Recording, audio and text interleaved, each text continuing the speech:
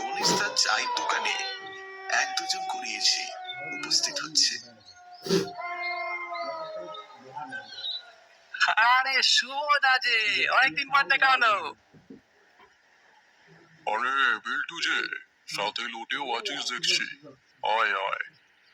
তা পুজোর ছুটিতে কবে এলে শুভদা? এই তো কালকেই এসেছি। এরপর তিনজনে চা খেতে খেতে সাধারণ আলোচনা করতে শুরু করলো। তা শুভদা, তোমার আগের বারে চিঠি দিতে গিয়ে ওই শ্মশানের পাশের বাড়িতে আটকে যাওয়ার ঘটনাটা তো শুনলাম। যেমন রোমহর্ষক ছিল, তেমনই ছিল ভয়ঙ্কর। বিলটা একদম ঠিক বলেছে শুভদা।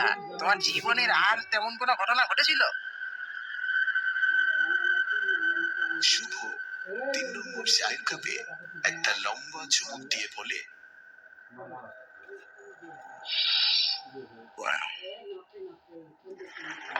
আজ থেকে বছর 3 আগে, এমনই দুর্গাপুজোর কিছুদিন আগে বৃষ্টির রাতে এমন এক ঘটনা ঘটেছিল, যা দৃশ্যগুলি এখনো আমার স্মৃতিতে উজ্জ্বল হয়ে রয়েছে।